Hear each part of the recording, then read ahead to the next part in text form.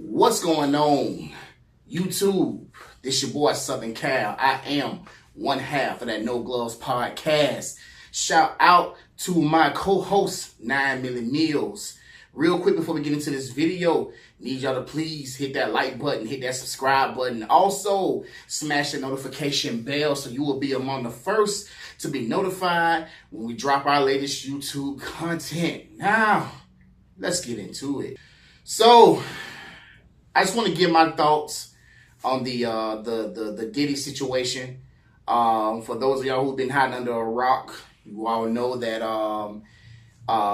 Diddy got arrested last week, coming out of a hotel in New York City, and he's facing some serious time right now. You know, I think he could be looking at the rest of his life.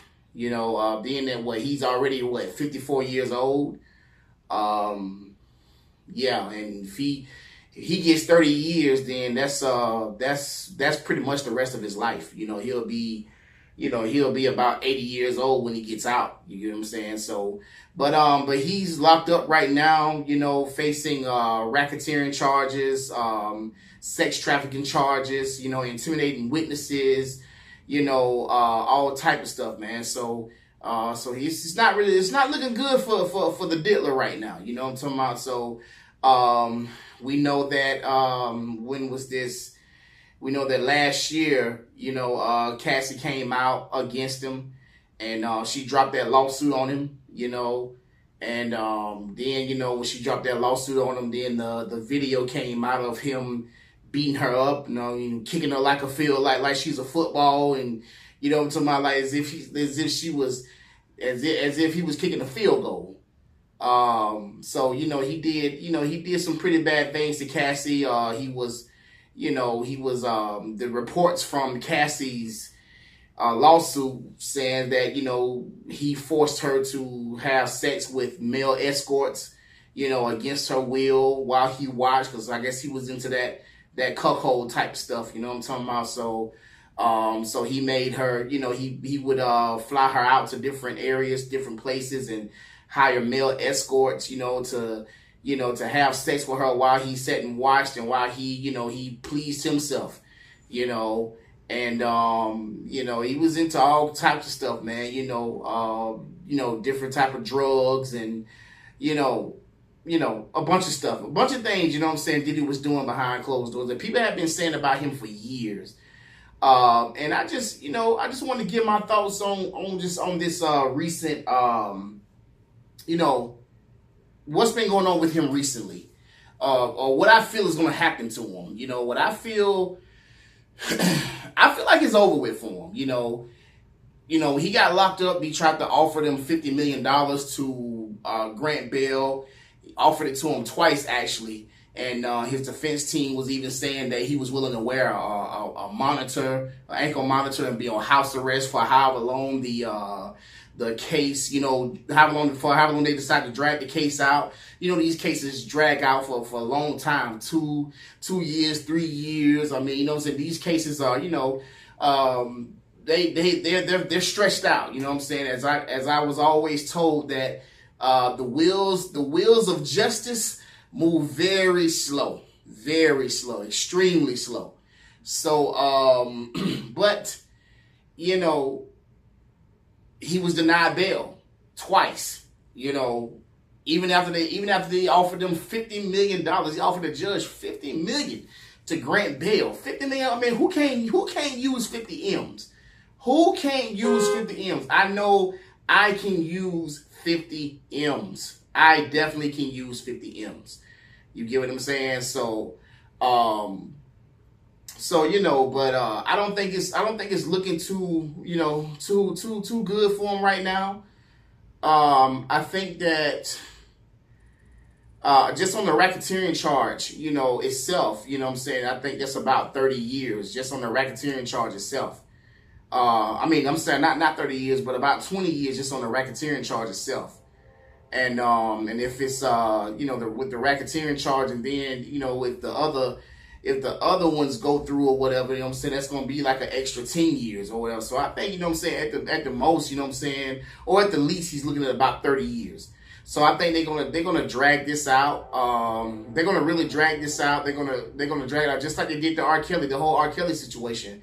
You know how they drug it out. You know what I'm saying? So I knew from the first time that that when they raided his homes for the first time, you know, early this year when they raided his homes in LA and Miami, I knew it was over with for him then because, you know what I'm saying, you can't, you know, whenever the feds have something on you, you know what I'm saying, well, they're not going to arrest you or they're not going to raid you or anything like that unless they have something on you that they know that's going to stick.